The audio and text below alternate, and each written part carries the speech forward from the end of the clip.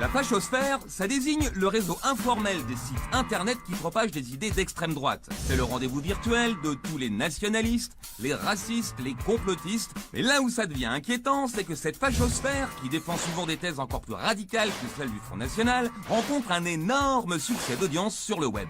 Sur les 10 sites politiques français les plus visités, 7 appartiennent à la fachosphère. C'est vraiment l'inversion totale des valeurs. C'est eux, c'est M. Ardisson, c'est ce qu'il dit qui est fascisant.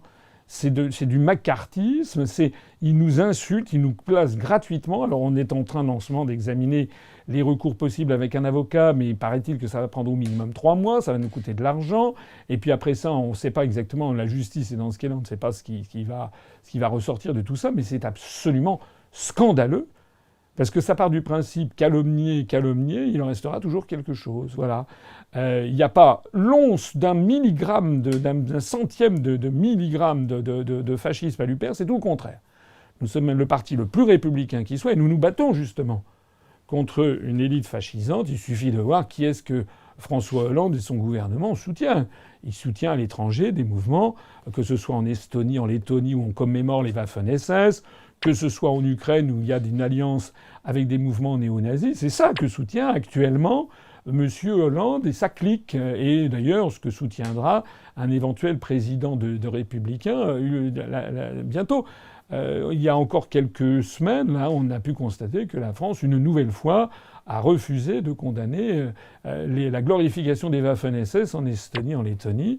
À l'ONU, il y a une nouvelle fois une demande, enfin une résolution qui a été présentée à l'Assemblée générale des Nations unies par la Russie, qui a été très très largement adoptée, sauf par les États-Unis d'Amérique et puis je sais plus quoi, la République de Palau et le Costa Rica ou quelque chose comme ça, et puis tous les pays de l'Union européenne qui ont refusé de voter cette résolution par solidarité européenne.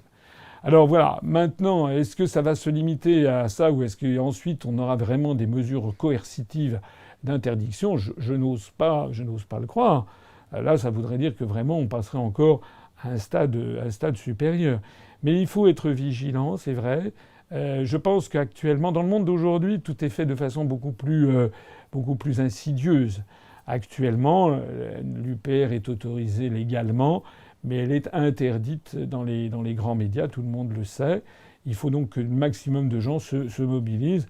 Je l'ai déjà dit, je le redis, je le redirai toujours. Plus nous serons nombreux, plus il y aura d'adhérents à l'UPR, je pense toujours à mon compteur, plus les gens vont se mobiliser, plus on a des adhérents, des militants qui vont coller des affiches, distribuer des tracts, et plus l'idée de nous museler deviendra impossible. Et encore une fois, j'ai commencé mon propos tout à l'heure. Je répète ce que je disais, en ce moment, notre notoriété grimpe en flèche, et l'intérêt que nous portent de plus en plus de Français grimpe en flèche. Finalement, c'est le meilleur antidote que l'on puisse apporter au poison qui nous menace.